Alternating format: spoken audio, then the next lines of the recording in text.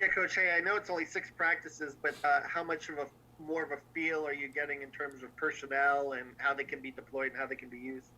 Really good through the the spring conditioning and seeing guys move around in the weight room of Coach Wellman through these first 6 practices. I've had a good chance to at every level of the defense see what guys can do, how they move, and how it best suits us going forward for our play calling. Zach, then John. Coach, I guess sort of an off the wall question, but there's a couple guys on the defense that are headed to the NFL after last season. Guys, that started a lot, pretty productive. I guess for you, what's the balance when, on the one hand, I imagine you're watching film and processing, what'll be missing without those guys, and on the other hand, you probably feel a little bit like a fresh set of eyes on the entire defense. Do you almost feel in a way like you don't see those as holes to be filled because you kind of you're seeing everything new, I guess? Right. To me, it's a blank canvas. So if they were here last year and contributed a great job, that was awesome. But they've never really factored to me because whatever I had returning is what my mindset was on building this thing going forward. So I really don't look at it as holes to fill. I just think of that as for us to develop depth at every level. And we can't be a one deep organization. We got to build depth at all three ranks. And that's only going to happen through reps, fundamentals, technique, discipline, accountability of the system. And that's what our focus of the spring has been so far is really, really focused on technique and fundamentals and building depth at every position. John, then Matt. Oh, we were talking to Coach Allen a couple weeks ago. He was excited about the bull position, which is obviously now more of a versatile kind of outside linebacker, defensive end. Why is that a position that you think can bring something new and different to the defense? I mean, and what's the difference between this being now a 3-3-5 or this just being a defensive end that just is now in a 2-point stance? I guess what makes it significant, I guess. I don't think we're a 3-3-5. I don't think we haven't changed our defense to be a 3-3-5. We're a 4-2-5 defense. The Bull's the fourth guy all the time at the line of scrimmage. That position is just very versatile because he's a guy that can rush, he's a guy that can cover, he's a guy that can blitz, and it takes a special skill set to be that position. So you are looking for that hybrid defensive end, outside linebacker, but he's got to be athletic enough and quick enough to drop in coverage, to carry tight ends, to fold. There's a lot of things we ask that guy to do, which makes him a really specialized player. So I think for us, it's exciting because there's a lot of things you can do with that guy in the scheme, in the course of a game, a course of a drive, a course of a series, to help keep an offense off balance. Matt, and then Tom.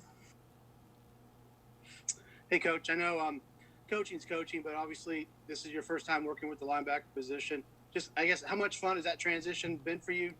Working with a new group of guys, a new position, and what's kind of maybe been some of the challenges, if any, that you've kind of had to overcome in these first couple weeks? Well, the most amazing thing is I don't ever have to worry about giving up the deep ball anymore and getting yelled at. So, but it's cool. I think coaching linebackers is awesome.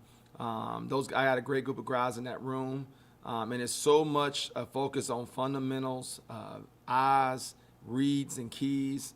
And it makes it challenging and exciting. And I think having an older group with Micah and C4 and James and Ace back there, they played a lot of football.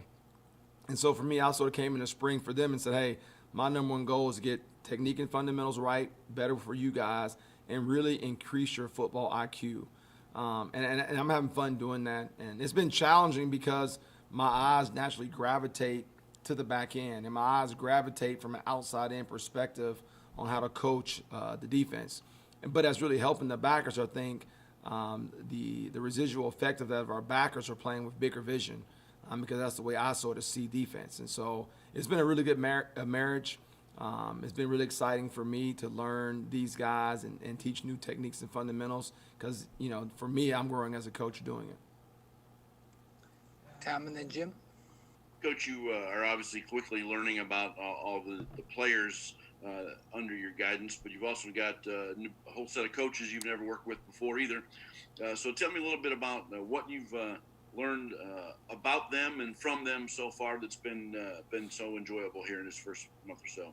Man, very, very, very professional, very conscientious, and they want to learn just as much as anybody.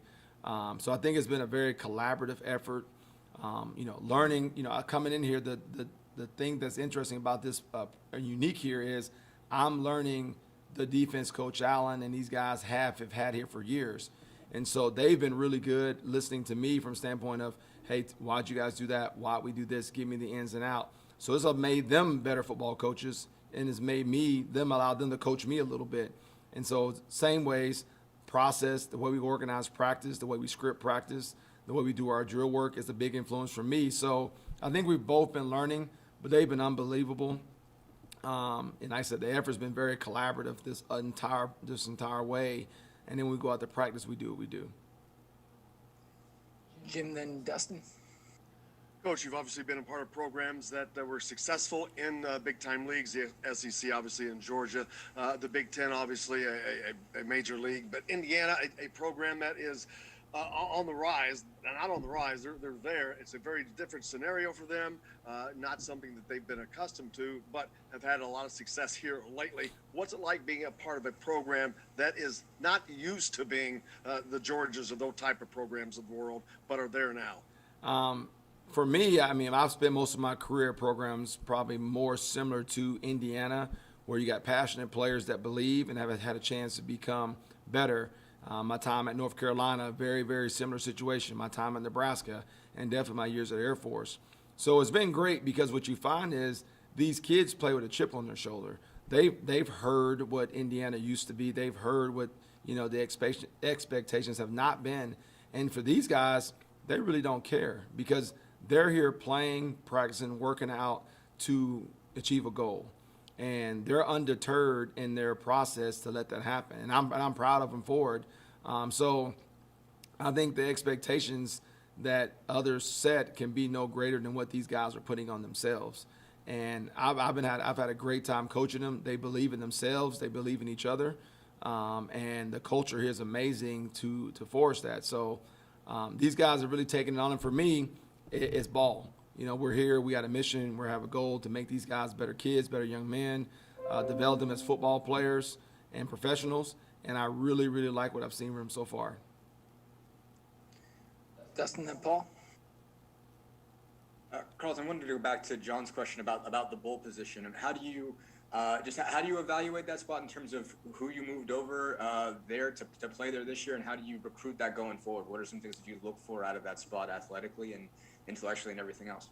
I think you look for a guy that's a smaller defensive end or a guy that's a bigger linebacker, and you merge your two together. And the great thing about the bull position, you could have four guys and they have four different skill sets. And so this guy's on the field when you need this, and that guy's on the field when you need this by down, distance, and situation. So the great thing about that is because there's only one of them on the field, they don't all have to be the clone of each other. One could be bigger and more physical. One could be smaller and more athletic. One could be quick. One can do a little bit of everything. So that's what makes it exciting because you don't have to get, when you get a nose guard, they need to be 300 pounds and big. So they ain't got to be very fast, but they got to be very, very big. And you have a bunch of those guys at that position. The bull is different. You can have a 260 guy. You can have a 225 guy. You can have a 245 guy. It really just depends on what you're doing and what their skill set is. So it makes it exciting to coach that position as a coach. It makes it exciting to go out and find those guys. And then you can move guys around and see if they can do it, and they can go back to end. Move a bigger backer and see if he can go to bull. So like I said, it gives you tremendous flexibility in your defense when you find those guys and you plug and play them based on the situation in the game. All right, Paul, last one.